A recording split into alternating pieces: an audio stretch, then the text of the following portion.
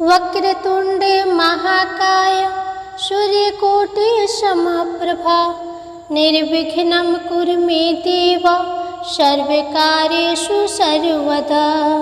ओम श्री गणेशाय नमः। जय श्री कृष्णाय। राधे राधे। प्रिय श्रोतागण, आज सावन मास कृष्ण पक्ष की चतुर्थी तिथि है और आज सुख संपत्ति पुत्र देने वाले संकष्टी चतुर्थी का व्रत है। तो सबसे पहले आप सभी भक्तजनों को सावन मास की संकष्टी चतुर्थी व्रत की हार्दिक शुभकामनाएं। संकष्टी चतुर्थी व्रत को करने से तथा व्रत कथा को पढ़ने व सुनने से भक्तों की मनचाहे मुरादें पूरी होती है। यह व्रत रोग शोक व्याधियों का नाशक है, दरिद्रता दूर होती है। इस व्रत को करने से संतान सुख की प्राप्ति होती है, सुनी गोद भर जाती है, संतान पर आने वाले संकट कट जाते हैं, माता लक्ष्मी जी की प्राप्ति होती है, सारे विघ्न दूर हो जाते हैं और घर में सुख समृद्धि का वास होता है। इस दिन गणेश भगवान के गजानन रूप की पूजा की जाती है। भगवान सब परिवार व्रतधारी भक्तों के घर में प्रवेश करते हैं। प्रिय श्रोतागण, इस व्रत के बारे में स्वयं भगवान श्री गणेश ने अपने मुख से माता पार्वती के पूछने पर इस कथा को सुनाया था, जिसे आप सभी भक्तगण बड़े श्रद्धा तथा प्रसन्नचित्त मन से सुनिएगा। साथ ही वीडियो पसंद आए तो लाइक और सब्सक्राइब करके बेल आइकन को भी प्रेस कर दीजिएगा और कमेंट बॉक्स में जय श्री गणेशाय नमः जरूर लिखिएगा। तो आइए भगवान गणेश का ध्यान करते हुए संकष्टी चतुर्थी व्रत कथा का श्रवण करते हैं। एक बार माता पार्वती ने भगवान श्री गणेश से पूछा, हे गजानन, इस संसार में बहुत से मनुष्य दीनहीन गरीबी में जीवन यापन कर रहे हैं, वे रोगों से पीड़ित है। आप कोई ऐसे व्रत का विधान बताओ जिसको करने से मनुष्य रोग मुक्त, धनवान तथा स्त्रियां सुहागिन रहे, परिवार में प्रेम बना रहे। माता के ऐसे वचन को सुनकर श्री गणेश भगवान बोले, हे माते, सावन मास के कृष्ण पक्ष की चतुर्थी को गजानन नाम से श्री गणेश भगवान की पूजा करनी चाहिए। इस व्रत को करने से भिखारी भी धनवान हो जाते हैं। अर्जुन के पूछने पर एक बार श्री कृष्ण ने भी यही कथा सुनाई थी जो मैं आज सुनाता हूँ। सो हे जगत जननी माता अंबिका, इसे ध्यान से सुनो। प्राचीन काल में युवा नाशव नामक एक राजा थे। वे धर्मात्मा, उदार दाता, देवताओं एवं ब्राह्मणों का पूजक था।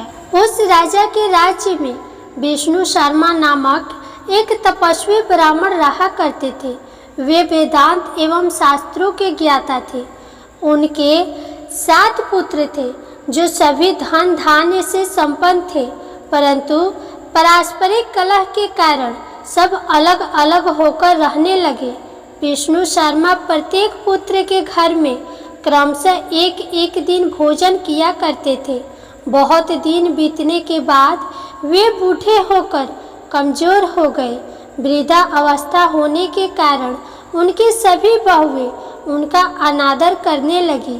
सिर्फ एक बहू को छोड़कर वे तिरस्कृत होकर रोते रहते थे। एक समय की बात है कि विष्णु शर्मा श्री गणेश चतुर्थी व्रत रखकर अपनी बड़ी बहू के घर गए। उस ब्राह्मण ने कहा, हे बहू रानी, आज श्री गणेश का व्रत है, तुम पूजन की सामग्री जुटा दो।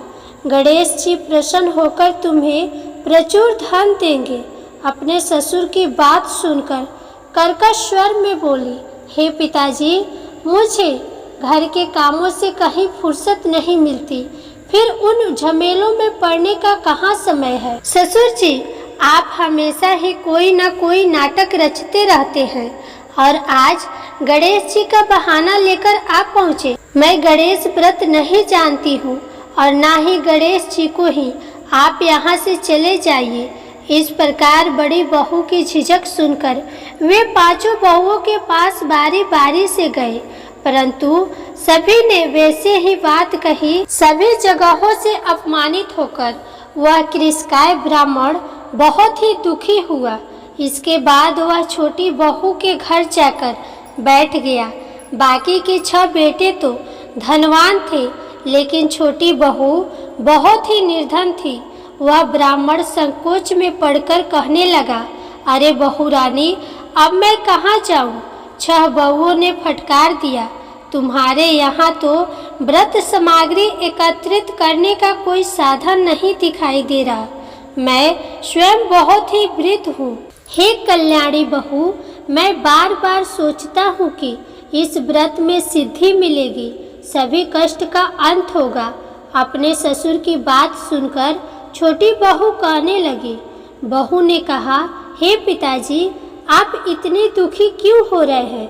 आप अपनी इच्छा के अनुसार व्रत कीजिए। मैं भी आपके साथ संकटनाशक व्रत को करूंगी, इससे हमारे दुखों का निवारण होगा। इतना कहकर छोटी बहू घर के बाहर जाकर भिक्षा मांगकर ले आई और अपने ससुर के लिए अलग अलग लड्डू बनाए। चंदन, फूल, फल, दीप, अक्षत, नैवेद्य और तालु उसने सब अलग अलग करके ससुर के साथ पूजन किया। पूजन के बाद उसने ससुर को सम्मान पूर्वक भोजन कराया और भोजन के अभाव में स्वयं भी न खाकर निराहार रही। गणेश जी बोले, हे देवी, अर्धरात्रि के बाद उसके ससुर विष्णु शर्मा को उल्टी और दस्त होने लगी। छोटी बहू ने मलमूत्र से खराब हुए कपड़े को साफ करके अपने ससुर के शरीर को धोया और पोंछा। वह पूरी रात बिना कुछ खाए पिए जागती रही। व्रत के दौरान रात्रि में चंद्रोदय पर स्नान कर फिर से श्री गणेश जी का पूजन किया। विपरीत परिस्थिति में भी अपना धैर्य नहीं खोया। पूजा और ससुर की सेवा दोनों श्रद्धा भाव से करती रही। वह छोटी बहू शोक करने लगी कि मुझ अभागिन के कारण आपकी ऐसी दशा क्यों हुई? हे पिताजी, रात को अब मैं कहाँ जाऊँ? मुझे आप कोई उपाय बताएं। रात भर विलाप करने के कारण अनजाने में ही उसका जागरण भी हो गया और फिर सुबह होते ही छोटी बहू देखती है कि उसके घर में हीरा, मोती और मणियों का ढेर पड़ा है, जिससे उसका घर प्रकाशित हो रहा है। अब उसके ससुर का दस्त और उल्टी भी बंद हो चुका था। आश्चर्य में पड़कर वह अपने ससुर से पूछने लगी, यह क्या बात है? यह संपत्ति किसकी है और इतना सारा धन मेरे घर कहाँ से आ गए? हे पिताजी, क्या कोई हम लोगों को चोरी में फंसाने के उद्देश्य से तो घर में नहीं डाल गया? बहू की बात सुनकर ब्राह्मण कहने लगा, हे कल्याणी, यह सब तुम्हारी श्रद्धा का फल है। तुम्हारे भक्ति से गणेश जी तुम पर प्रसन्न हो गए हैं। इस व्रत के प्रभाव से ही गणेश जी ने तुम्हें इतनी संपत्ति दे दी है। बहू कहने लगी, हे पिताजी, आप धन्य हैं। आपकी कृपा से श्री गणेश जी प्रसन्न हुए हैं। मेरी दरिद्रता दूर हुई। घर में अतुल्य संपत्ति। इस प्रकार वह ससुर से बार बार कहने लगी।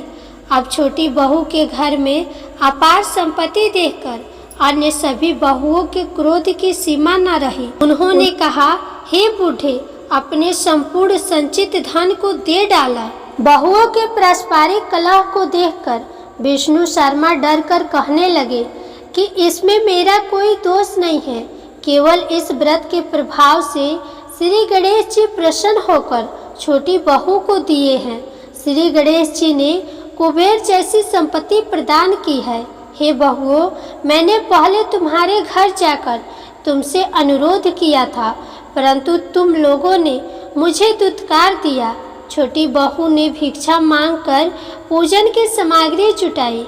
इसके करने से गणेश जी प्रसन्न होकर संपत्ति प्रदान किए हैं। श्री गणेश जी आगे कहते हैं, हे गिरि राजकुमारी, उस ब्राह्मण के 6 पुत्र दरिद्र, रोगी और दुखी हो गए। केवल छोटा पुत्र ही इंद्र के समान भाग्यशाली बन गया, क्योंकि उन 6 पुत्रों ने पिता का अनादर किया था। साथ ही गणेश भगवान का भी अपमान किया था। अब इन बातों का उन्हें पछतावा होने लगा। वे आपस में होड़ करते हुए गणेश चतुर्थी का व्रत करने लगे। इस व्रत को करने से वह सब भी क्रमशः धनवान बन गए। इस प्रकार दूसरे लोग भी इस व्रत को करेंगे तो उनका भी घर धन्य धान से भरा पूरा रहेगा। सावन कृष्ण पक्ष चतुर्थी को गजानन नाम से गणेश जी का पूजा करनी चाहिए। पूजा का विधान इस प्रकार से बताया गया है। इस दिन खीर में कनेर के फूल मिलाकर गुलाब बास की लकड़ी से हवन करना चाहिए। विद्वानों का मत है कि आहार में घी और चीनी ले। तो हे माते, श्री कृष्ण जी अर्जुन से कहते हैं, हे अर्जुन, गणेश चतुर्थी व्रत के प्रभाव से राज्य की कामना वाले को राज्य की प्राप्ति होती है। इसलिए हे राजन, आप भी इस व्रत को शीघ्र ही करिए। फलस्वरूप आप कष्टों से छूटकर राज्य का सुख भोग पाएंगे। श्री कृष्ण जी के मुख से इस कथा को सुनकर अर्जुन तथा युधिष्ठिर सहित सभी पांचों भाई बहुत प्रसन्न हुए और व्रत करके श्री गणेश जी की कृपा से अखंड राज्य के अधिकारी हुए। तो एक बार प्रेम से बोलिए श्री गणेश भगवान की जय। जय हो गणेश भगवान। जैसे आपने उस छोटी बहू को दिया वैसे ही अपने सभी भक्तों को देना। कथा कहानी कहने वाले, सुनने वाले तथा हुनकारा भरने वाले सभी भक्तों को देना। जय गणेश भगवान। प्रिय भक्तगणों, इस कथा को पूर्ण करने हेतु अब आप आगे सुनिए अंधी बुढ़िया माई और गणेश जी की कथा। इस कथा के अनुसार बहुत समय पहले की बात है। किसी गांव में एक बुढ़िया माई रहती थी जो भगवान श्री गणेश की अनन्य भक्त थी। उनका रोजाना का नियम था कि श्री गणेश जी की पूजा करती थी और उसके बाद ही भोजन ग्रहण किया करती थी। उनके पति को गुजरे हुए 2-3 वर्ष हो गए थे। उनका एक बेटा था तथा उनकी बहू भी आ चुकी थी। बुढ़िया माई के बेटे को एक बहुत ही बुरी लत थी। वह बहुत ज़्यादा जुआ खेला करता था। इसके कारण उसके घर में धीरे धीरे कंगाली आ जाती है, क्योंकि वह लड़का कुछ भी काम नहीं करता था, ऊपर से जुआ खेला करता था। उसके पिता के मरने के बाद वह लड़का गलत संगत में पड़ गया था। वह अपने बिगड़ैल मित्रों के साथ घूमता और आवारागर्दी करता था।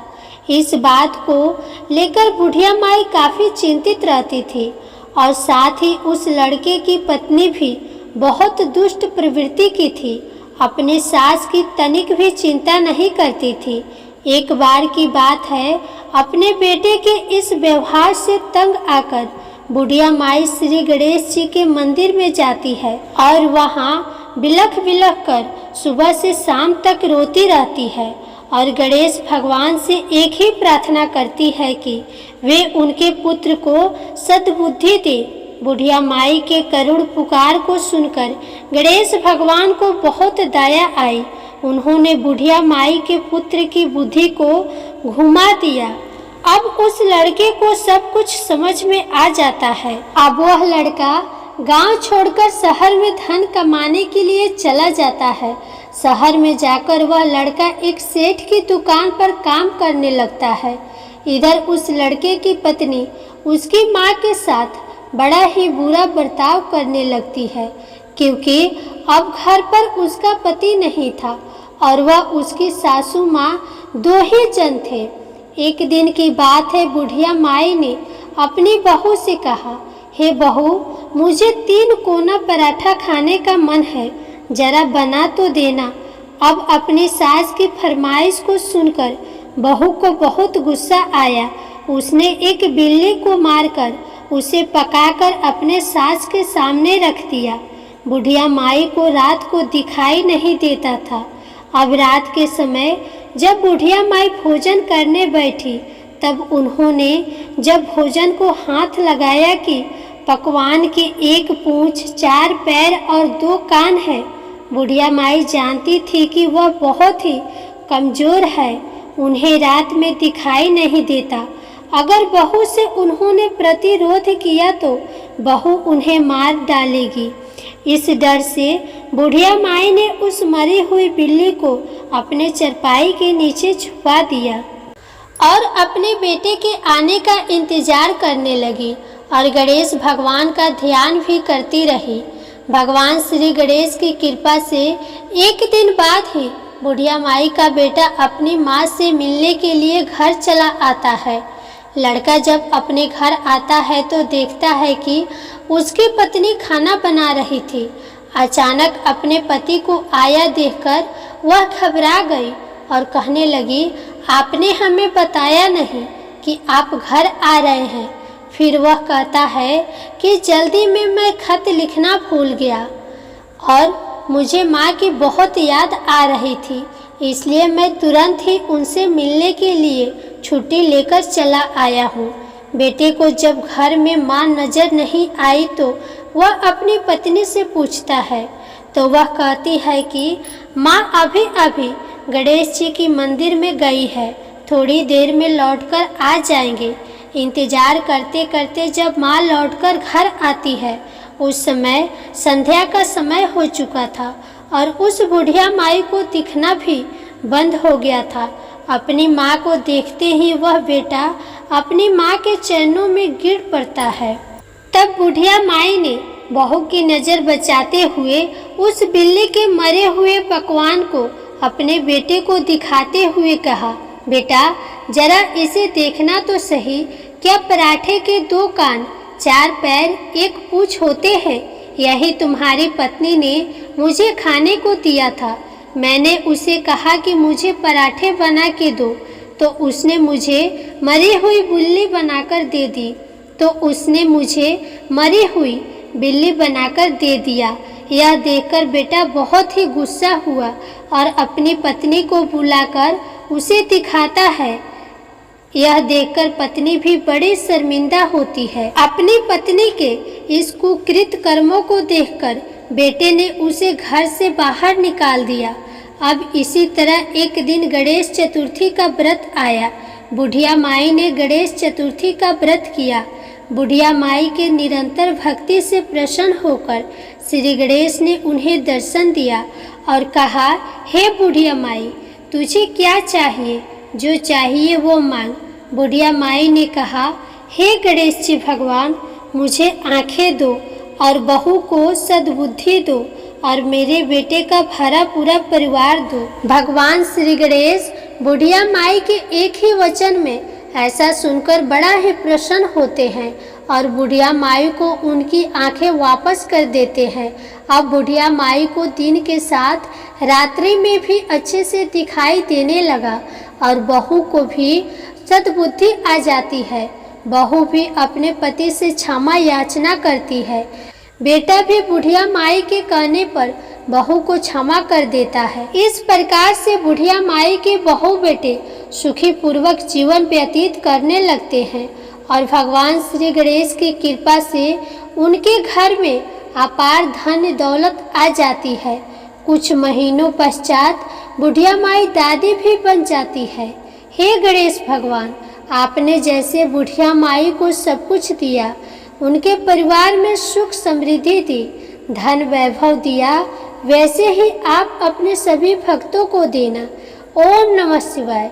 जय श्री गणेशाय नमः। प्रिय श्रोतागण, अब आप आगे सुनिए गणेश भगवान की सुख सौभाग्य देने वाली कथा। किसी नगर में एक बुढ़िया माई रहा करती थी। उनका एक बेटा था। बुढ़िया माई 12 मासी गणेश चौथ का व्रत किया करती थी। वह बुढ़िया माई हर चौथ के व्रत में शहर जाकर अपनी आर्थिक स्थिति के अनुसार बनिए की दुकान से थोड़ा सा घी, गुड़ और तिल घर लाती थी और 4 लड्डू बनाती थी। 4 लड्डुओं में से वह बुढ़िया माई एक लड्डू से पूजा करती थी, एक लड्डू हथकार के लिए निकालती थी, एक से वह चंद्रमा के दर्शन करके स्वयं खा लेती थी और एक अपने बेटे के लिए रख देती थी। एक बार की बात है, उनका बेटा अपनी ताई अर्थात अपनी बड़ी माँ से मिलने के लिए उनके घर पहुंचा तो उसने देखा कि उसकी बड़ी माँ ने चौथ का व्रत रखा हुआ था। उत्सुकता से लड़के ने पूछा कि ताई ताई जी, मेरी माँ तो 12 चौथ का व्रत करती है। इस पर उसकी ताई ने बोला कि तेरी माँ तो तेरी कमाई खाने के लिए ये व्रत रखती है। लड़के ने सोचा कि ताई सच कह रही है, वह बुढ़िया लड्डू खाने के लिए व्रत रखती है। लड़के के दिमाग में नकारात्मक विचार घर कर गए।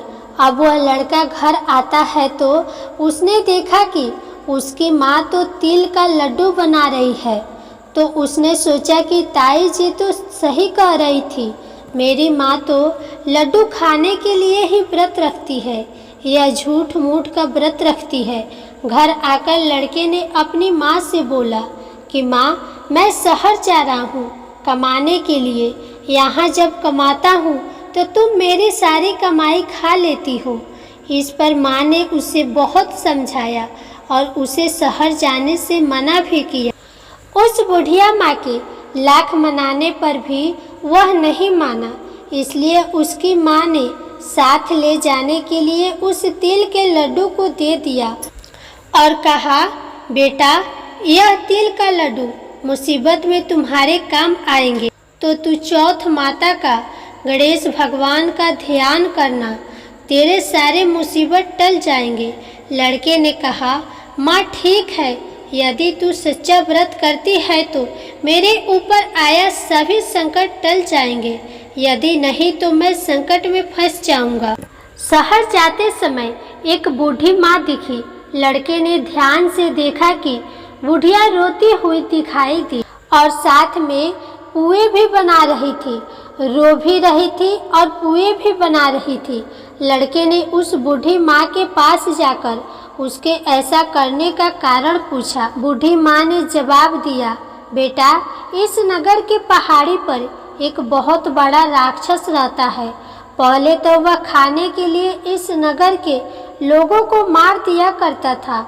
उसके इस अत्याचार को रोकने के लिए नगर में एक व्यवस्था की गई कि हर घर से एक आदमी को दैत्य के पास भेजा जाएगा।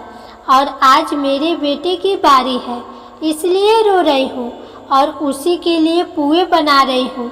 उस लड़के ने कहा, हे माँ, तुम यह खीर पुए मुझे खिला दो। तुम्हारे बेटे की जगह उस राक्षस के पास मैं चला जाऊंगा। बूढ़ी माँ ने लड़के की बात स्वीकार कर ली।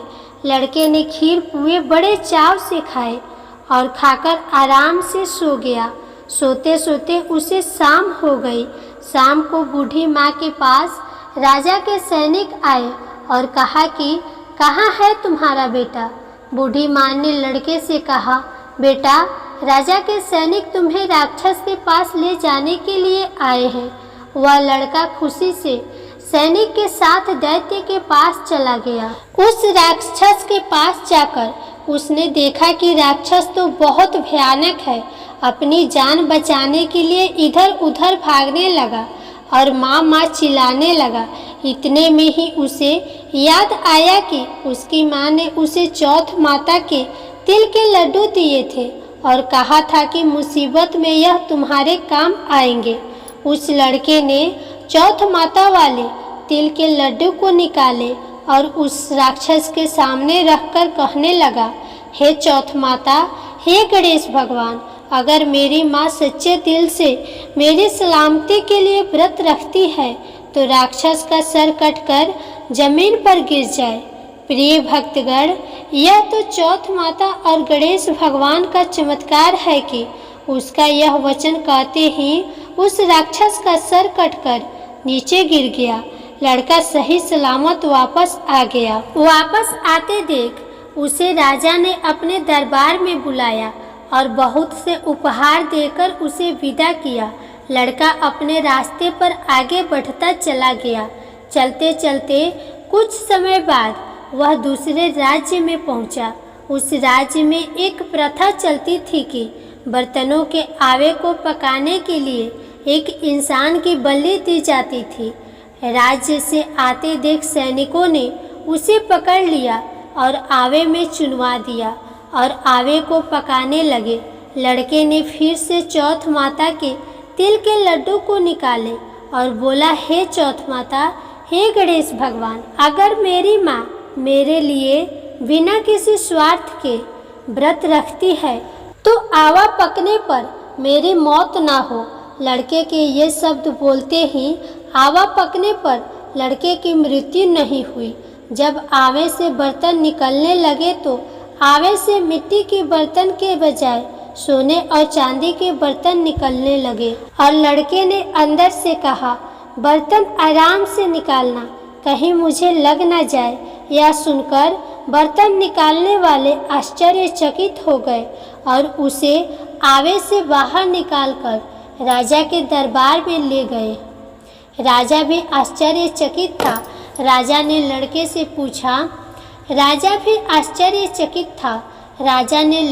पूछा, अच्छा बताओ, आखिर तुम इस आवे से जिंदा कैसे बच गए? लड़के ने जवाब दिया कि मेरी माँ मेरे लिए चौथ के 12 महीने व्रत रखती है, इसलिए चौथ माता की कृपा से, गणेश भगवान के आशीर्वाद से मैं इस आवे से सही सलामत वापस निकल आया हूँ।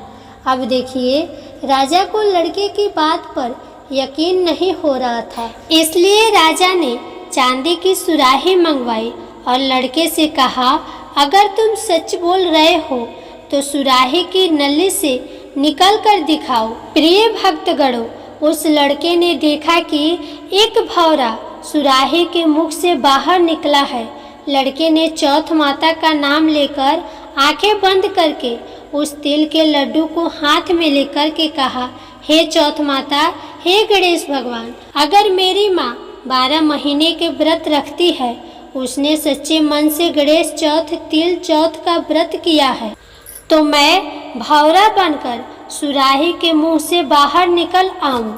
देखते ही देखते राजा की आंखों के सामने वो लड़का भौरा बन गया और सुराही के मुख से बाहर निकल आया। राजा ने यह चमत्कार देखा और आश्चर्यचकित हो गया और राजा बहुत खुश हुआ।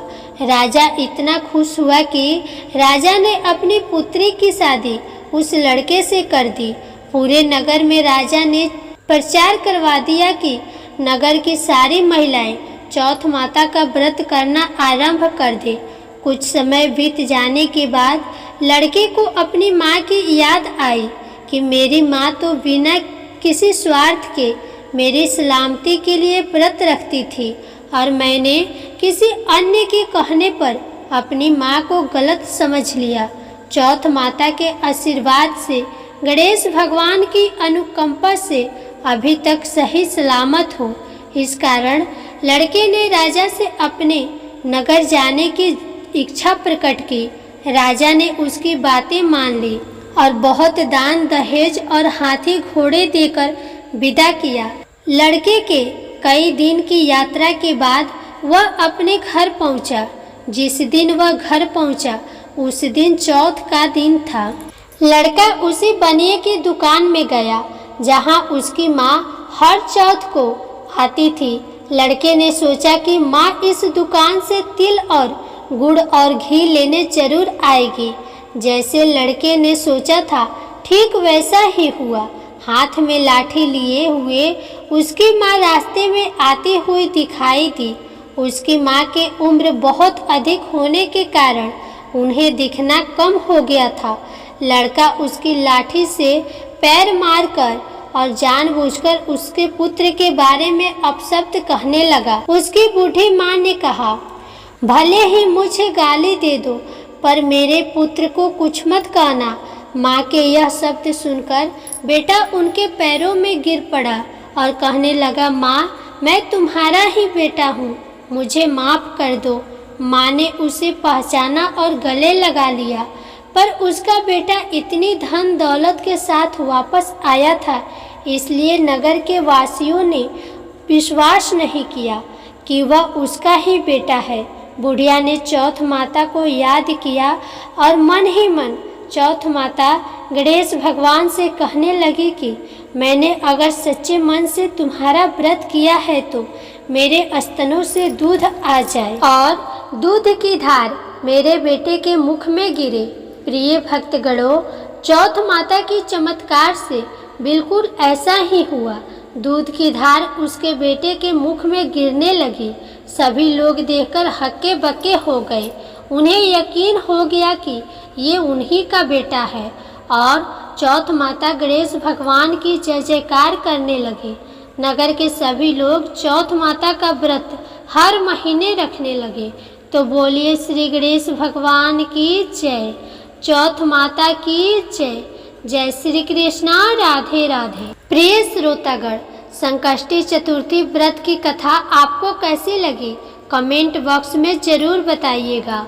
वीडियो को लाइक कीजिएगा, शेयर कीजिएगा और अगर आप हमारे चैनल पर नए हैं तो प्लीज़ चैनल को सब्सक्राइब भी कर दीजिएगा। फिर मिलेंगे अगले वीडियो में।